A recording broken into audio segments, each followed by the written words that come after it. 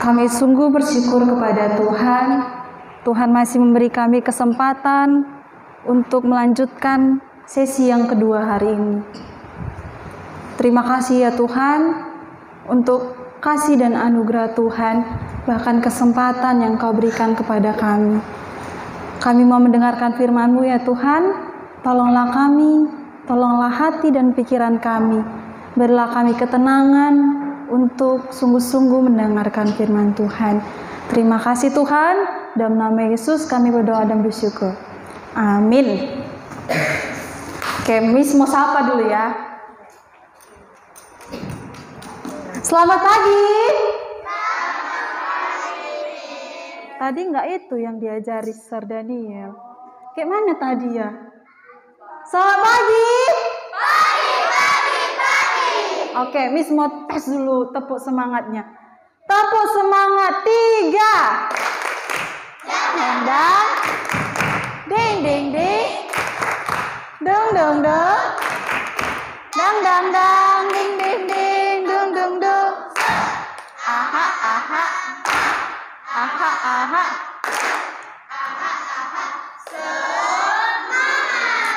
Masa kan lebih semangat Miss Sarah daripada anak-anaknya.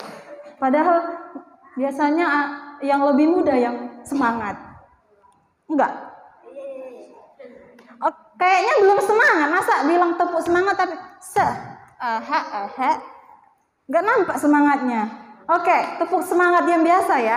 Tepuk semangat.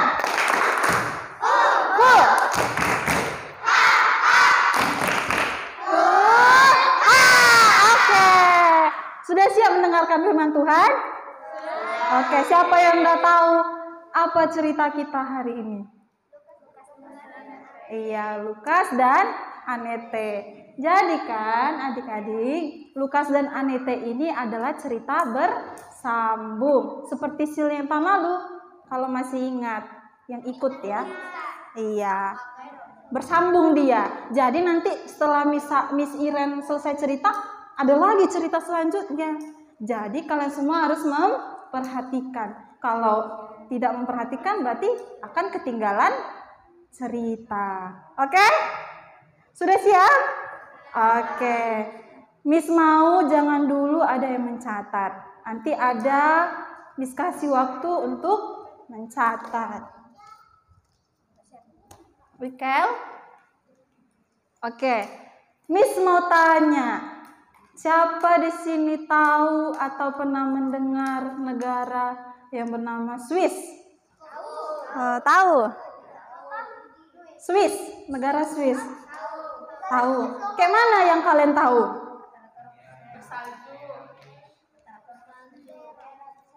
Benderanya kayak mana?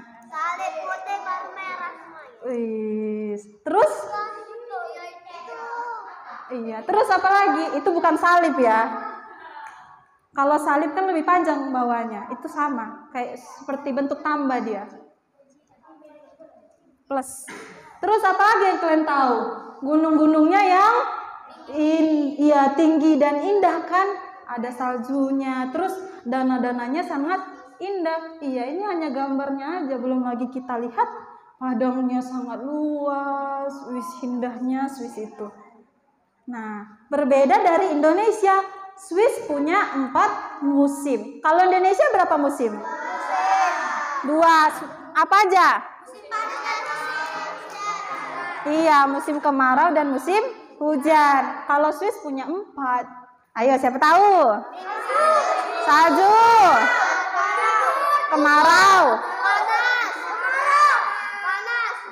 Musim kemarau itu musim panas. Musim salju itu musim dingin.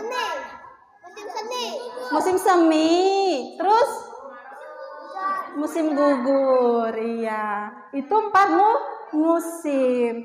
Jadi cerita Lukas dan Anete ini kan teman-teman dimulai pada bulan November dan Desember. Biasanya bulan November dan Desember itu musim salju datang. Nah, di hari Natal, jadi mereka kalau Natal itu selalu kedinginan. Iya, salju datang. Tahu salju kan? Tahu. Siapa di sini pernah merasakan salju? Nggak ada. Siapa mau? Iya, nantilah ya. Oke. Jadi cerita ini kita mulai dari ada seorang anak yang berada. Misnya nggak fokus nanti kalau ada yang ribut. Sedih misnya. Ikel nanti sekali lagi dipanggil di sini loh berdiri. Ya, jadi di Swiss itu ada seorang anak yang bernama Annette. Siapa? Annette. Iya, Annette ini mempunyai adik yang bernama Dani. Ya, tapi mereka ini tidak memiliki ibu. Karena waktu Dani lahir, ibunya ini meninggal dunia. Iya, jadi yang merawat Dani siapa, Miss? Ya Annette. Tahu nggak Annette umur berapa pada saat itu? 7 tahun. Iya, jadi Annette dan Dani tinggal bersama ayahnya. Jadi yang merawat adiknya itu adalah Annette. Ia memberi makan si Dani, ia menyiapkan susu si Dani, ia memandikan si Dani. Terus nggak hanya itu, ia juga mengerjakan semua pekerjaan rumah. Ia membantu ayahnya, ia memasak, ia menyuci piring, mencuci pakaian. Nah, dia mengerjakan seperti yang ibu kita, mama kita di rumah kerjakan. Miss mau tanya, siapa seperti Annette sekarang? Siapa? Miss Iren juga dulu kayak gitu loh. Kayak gitu dulu Miss Iren. Maksudnya bukan kayak gitu, bukan kayak si Annette, kayak kalian. Nggak mau mengerjakan kerjaan rumah. Miss Iren dulu malas. Jangankan disuruh kerjain rumah, nyapu rumah, disuruh makan aja pun malas Miss Iren. Apalagi mengerjakan seperti yang Annette kerjakan. Iya, jadi setelah beberapa tahun Annette dan Dani pun bertumbuh. Nah, ayahnya memikirkan juga untuk masa depannya si Annette. Annette nggak mungkin di rumah terus. Annette harus bersekolah.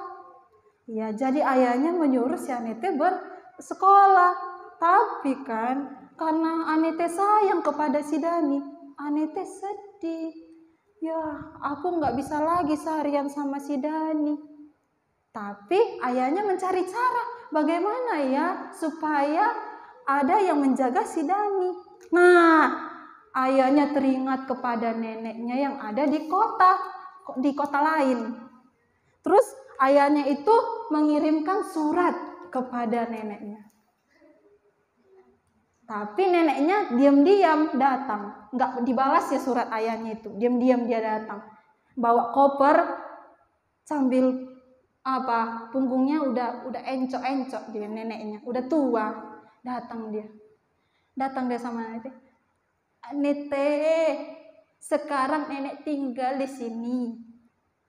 Nenek akan membantu Annette. Apa yang nenek bisa kerjakan akan nenek kerjakan. Tapi apa yang nggak bisa nenek kerjakan, Annette yang kerjakan ya. Kata neneknya gitu. Si Annette pun merasa senang ada yang membantu. Jadi terbantulah pekerjaan rumah yang menjaga si Dani juga. Nah, tibalah pada saat hari Natal. Nah, hari Natal itu si Dani sangat senang. Kenapa? Selain hari Natal, di situ hari ulang tahunnya. Dan dia juga senang karena hari ulang tahunnya itu sama seperti hari lahir Tuhan Yesus. Iya, jadi dia senang. Di situ dia udah umur 5 tahun. Nah, dia bersama ayahnya mulai mengamati sesuatu. Apa sesuatu itu ya? Ayo Miss, next Miss. Sebelum malam ulang tahun si Dani itu kan, adik-adik, dia menyiapkan sepatu untuk diletakkannya di depan pintu rumahnya. Dengan kenapa Miss dia membuat seperti itu?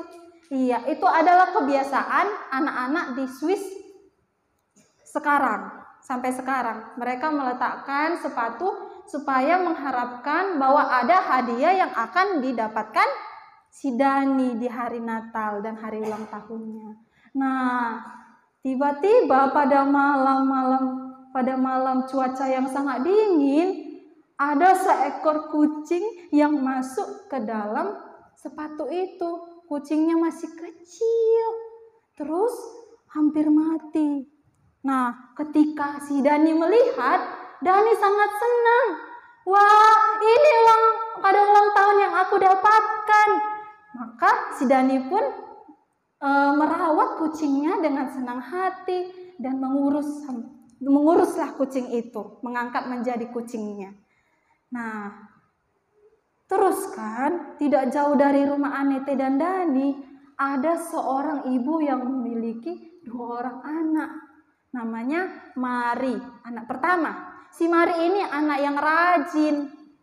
Jadi saking rajinnya ia membantu ibunya untuk bekerja di luar kota. Ayah mereka udah nggak ada lagi, maka si Mari mau membantu ibunya mencari nafkah. Tetapi anak yang kedua malas. Namanya siapa? Lukas. Iya, si Lukas ini sebenarnya memang mau membantu mamanya memerah sapi. Mereka memelihara sapi di sana. Jadi maunya, tapi kan si Lukas ini paling susah bangun pagi. Malas sekali dia bangun pagi. Kalau dibangunin mamanya harus 3 kali. Lukas, bangun! Lukas, bangun! Sekali lagi, Lukas, bangun! Sampai teriak-teriak mamanya hampir habis suaranya. Nah, siapa di sini kayak gitu? Dibangunin beribu kali baru bangun.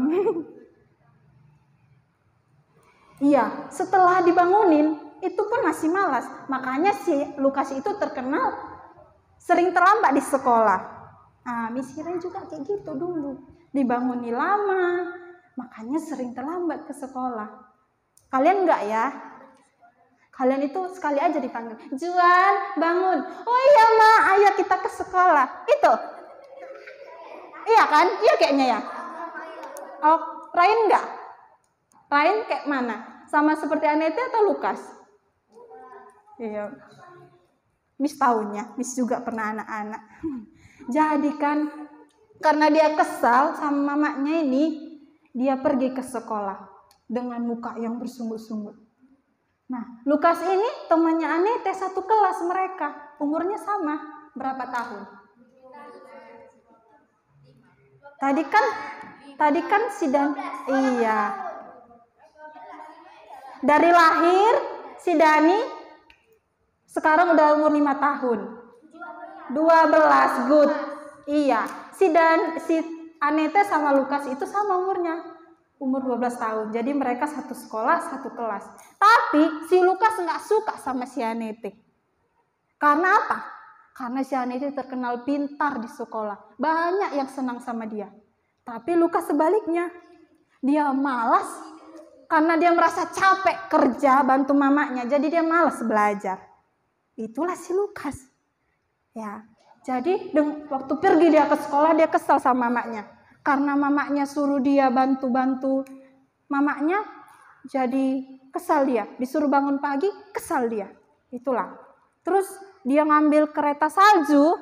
Nah, kalau di Swiss itu transportasi anak-anak itu kereta salju. Jadi mereka nggak jalan, ada juga yang jalan. Tapi supaya cepat, mereka ada kereta salju untuk turun meluncur ke bawah. Nah, seperti itu. Si Lukas ini langsung ambil dengan marahnya, dia meluncur tanpa melihat jalan.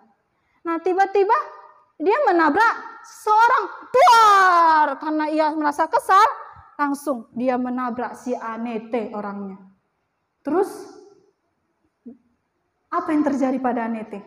Anete terjatuh, berserak semua buku-buku si Anete. Terus langsunglah si Lukas merasa bersalah. Aku mau tolonglah dia. Langsung tolongnya. Pas mau ditolongnya, langsung Anete bilang, awas, memang dasar bodoh kamu. Kamu lihat, buku-bukuku ini berantakan kamu buat. Terus apa yang dilakukan Lukas? Justru dia marah balik. Dia marah karena nggak senang dengan perkataan si Anete. Kenapa kamu? Ada apa? Aku nggak mau bertengkar sekarang. Kamu sendiri bisa keluar dari itu. Karena di situ waktu si Anete jatuh, dia tertimbun oleh salju. Jadi karena kesalnya si Lukas, ditinggalinya si Anet. Nggak mau dia, pergi dia ke sekolah. Nah, si Anete gimana? Dia berusaha untuk keluar dari salju itu tanpa ada seorang pun yang menolong dia. Sambil menangis, dia berusaha keluar dari salju itu. Dan perlahan dia pun sampai sekolah. Tapi waktu dia sampai ke sekolah, dia sudah terlambat. Iya. Terus gurunya lihat, kenapa kamu? Mata yang sudah memerah, hidungnya sudah biru kedinginan, bukunya sudah basah-basah, penampilannya sudah tidak teratur. Barulah si Anete menenangkan hatinya. Dia bilang, jangan sampai aku menangis. Tidak, aku tidak mau mengadu kepada guru. Waktu ditanya gurunya, kenapa kamu Anete? Enggak apa-apa, Bu. Tetapi dilihat si Anete, si Lukas enak-enak duduk di sana sama kawan-kawannya tanpa merasa bersalah. Terus Anete langsung marah. Enak saja dia tanpa merasa bersalah kepadaku. Dia ketawa-ketawa di sana. Diadukannya lah si Lukas itu kepada gurunya. Langsung berteriak si Anete. Guru, si Lukas yang menjatuhkan aku, dia yang menabrak aku, dia yang buat aku seperti ini. Lanjutlah nangis si Anete. Seluruh teman-temannya itu berpihak kepada si Anete. Dan si Lukas merasa malu. Dia tertunduk malu karena kesalahannya. Nah, pelajaran pun dimulai. Pelajarannya ini membaca. Si Anete ini mendapat nilai yang bagus, yang tinggi. Tapi si Lukas enot. Iya, dia gagal membaca. Sehingga si Lukas ini disuruh gurunya untuk tidak pulang. Mendapat pelajaran tambahan. Siapa di sini pernah mendapat pelajaran tambahan dikasih gurunya? Gak pernah? Berarti pintar-pintar anaknya semua ya. Iya. Dia disuruh untuk tidak pulang dulu. Ditengoknya lah teman-temannya pulang duluan. Hatinya makin panas. Kenapa ini? Dan dia adik-adik sambil merenungkan bahwa yang hari ini dapatkannya itu sangat mengecewakan hatinya. Setelah itu selesailah pekerjaan dari gurunya itu, dia pun berjalan pulang. Sambil berjalan, ia melihat alam-alam yang di sekitarnya dan sambil menjatuhkan air mata. Dia menyesali perbuatannya. Sambil menangis karena dia melihat nggak ada orang, makanya jatuhlah air matanya. Tetapi di sana ada si Dani, dilihatnya lah si Lukas. Lukas, kenapa kamu menangis?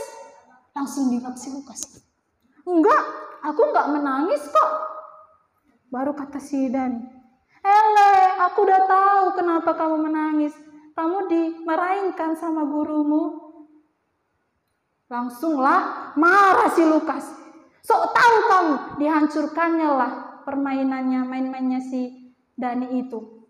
Karena Dani di situ main bola-bola salju. Dihancurkannya lah yang sudah dibuat si Dani itu. Langsung lah si Dani teriak. Dari sana Anete mendengar suaranya. Kenapa? Langsung lah si Anete menghampiri si Lukas. Si Anete tampar langsung si Lukas. Langsung si Lukas juga pengen nampar si Anete. Tapi Lukas melihat ada ayah Anete di situ, nggak jadi dia. Terus si Lukas bilang, dasar pengadu, kamu seperti anak kecil. Kata si Anete, kamu yang bersalah, kamu yang menabrak aku sampai jatuh. Kamu tidak menolong aku. Kamu juga mengganggu adikku yang tidak bersalah kepadamu. Baru di situ si Anete langsung pergi bersama adiknya. Terus kan adik-adik, dalam perjalanan itu, perjalanan pulang, si Anete melihat ada matahari yang hampir terbenam. Nah, dalam perjalanan untuk memasuki rumah, udah mau sampai rumah nih ya, tapi masih di pintu, si Anete teringat kepada neneknya yang pernah mengajarkan firman kepada Anete. Apa dia bilang firman itu? Jangan simpan kemarahanmu sebelum matahari terbenam. Aku minta maaf lah. Bagaimanapun aku bersalah kepada Lukas. Dia mau minta maaf. Enggak lah. Orang dia kok yang bersalah. Ngapain aku minta maaf? Dia balik lagi ke rumahnya. Tapi janganlah. Firman Tuhan kan bilang seperti itu. Maka dia balik lagi. Ngapain aku minta maaf? Kan dia yang buat salah. Dia yang seharusnya minta maaf. Kesalahannya lebih banyak dari kesalahanku. Kata si Anete gitu. Masuklah dia. Nah, dari sana si Lukas juga merasa kesakitan. Karena tamparannya si Anete keras sekali tadi tamparannya. Tadi kan sakit merah. Aduh, sakit. Nah, dia pun amarahnya semakin naik lagi. Tapi ketika melihat ada cahaya dari balik pegunungan, kemarahannya si Lukas itu mereda. Ya, aku juga sepertinya bersalah. Seharusnya aku yang minta maaf. Enggak. Dia kok yang bersalah, apalagi dia perempuan. Ngapain aku minta maaf? Dia kan yang bersalah juga. Dia nampar aku sampai aku kesakitan. Kedua-duanya keras kepala, sama-sama tidak mau memaafkan. Nah, cerita Lukas dan Anete sampai di sini. Enggak sampai di sini, nanti dilanjutkan listnya. Itulah, kedua-duanya Lukas dan Anete tidak mau memaafkan. Oke. Anak-anak tahu isi Roma 3 ayat 23? Sudah hafal ya? Coba sebutkan. 1, 2, 3, ya. Belum mencatat. 3. Karena semua orang telah berbuat dosa dan telah kehilangan. Iya. Jadi dalam firman itu misiran lihat. Semua orang ini telah berdosa tanpa terkecuali. Coba angkat tangan. Siapa yang gak berdosa? Gak ada. Nah, dari cerita Lukas dan Anete, si Anete gimana orangnya? Dikenal baik, dikenal rajin. Semua orang sayang kepadanya. Disukai gurunya, disukai keluarganya. Itulah si Anete. Tapi Lukas gimana? Lukas itu bandel. Lukas itu nakal, jahat, tidak mau memaafkan. Apalagi si Lukas tadi? Tidak rajin, ya malas sama aja. Terus? Pendendam, iya. Itulah cerita Lukas dan Anete. Tapi apa persamaan mereka? Tadi si Anete? Iya, saling keras kepala. Satu lagi. Si Anete itu tidak mampu melakukan firman Tuhan. Ada nggak firman Tuhan tadi? Didengarnya. Ada kan? Dia mau memaafkan, tapi dia nggak mampu. Dia nggak bisa, hatinya memberontak. Orang si Lukas kok yang salah? Nah, sama seperti si Lukas juga. Mereka dikuasai oleh dosa. Karena semua orang berdosa. Mau itu baik, mau itu bandel, kalau belum menerima Tuhan,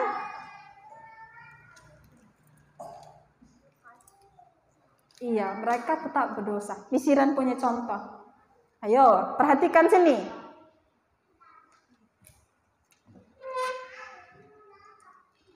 Cerita dari Lukas dan Anete itu sama seperti kita. Inilah manusia itu. Hati manusia, walaupun sebaik apapun dia, walaupun serajin apapun dia, Kalau belum menerima Tuhan Yesus, dia tetap melakukan dosa. Inilah dosa ibaratnya, ini hati manusia. Nah, dosa itu tercemar di dalam hati manusia. Tercemar. Nah, perhatikan. Nah, kira-kira hati manusia yang sudah tercemar oleh dosa ini bisa kembali lagi nggak seperti warna putih, suci? Hah? Coba pikirkan gimana caranya supaya putih. Berubah, bukan diganti, berubah. Kayak mana mengubahnya? Oke, kita kasih air terus-terus. Kita kasih, inilah kebaikan kita ya. Kita berbuat baik terus. Apalagi? Kita rajin. Terus kita ke gereja. Apa sih? Ikut sil. Nah, putih nggak dia? Berubah nggak? Jadi dengan cara apa? Ayo, dengan cara apa siapa tahu? Oh, ada penuh. Ada penuh. Apa obatnya? Obat putih. Mana bisa, tetap dia seperti ini. Jadi inilah gambaran hati manusia. Sudah berdosa. Walaupun si Anete baik, rajin, dan juga Lukas yang bandel, tetap berdosa. Sama dosanya. Sama-sama berdosa. Anak-anak Miss juga di sini sama seperti ini. Inilah gambaran hati kita. Nah, bagaimana caranya hati manusia ini supaya berubah, supaya menjadi putih lagi? Tahu caranya? Miss kasih tahu. Ini Tuhan Yesus datang ke dunia ini menebus dosa kita. Sabar dulu ya Moses ya, belum selesai. Enggak mengganti, misiran memasukkan di sini. Berubah menjadi putih. Tuhan Yesus datang masuk ke dalam hati kita. Hati kita menjadi bersih. Dosa kita diampuni. Seperti itulah caranya bagaimana supaya kita diampuni. Coba, Miss tes lagi. Ini hati manusia tadi. Nah, Miss taruh ini. Kira-kira bisa nggak hati manusia ini masuk ke dalam pintu yang sempit yang semalam kita pelajari? Tidak bisa. Karena dalam surga itu tidak ada dosa. Walaupun aku bilang, Miss baiknya aku. Tapi satu, tetapnya ada dosa sudah tercemar. Nah, dengan cara ini kita perlu apa? Kita perlu hatinya ini, hati kita yang sudah tercemar oleh dosa ini, dibersihkan oleh Tuhan, disucikan oleh Tuhan, diampuni oleh Tuhan. Dengan cara kita membuka pintu hati kita dan menerima Tuhan Yesus masuk ke dalam hati kita. Menjadi putih, menjadi bersih hati kita. Sekalipun kita berdosa, tapi ketika kita mengundang Tuhan Yesus dalam hati kita menjadi bersih. Nah, anak-anak, Miss mau tanya, hati kalian gimana sekarang? Kotor atau bersih? Miss, aku berbuat baik kok. Aku rajin seperti Anete. Tetap bersih atau kotor? Anugerah? Rajin kan di rumah? Tapi tetap gimana hatinya? Iya, selagi kita belum mengundang Tuhan Yesus masuk ke dalam hati kita masih menjadi tetap kotor. Nah, makanya tema kita Yesus mengetuk hatimu. Tok tok tok, Cita, Yesus mau masuk. Tok tok tok, Reni, Yesus mau masuk. Nah, bila kita mengundang Tuhan Yesus masuk hati kita disucikan oleh Tuhan. Oke? Sudah mengerti?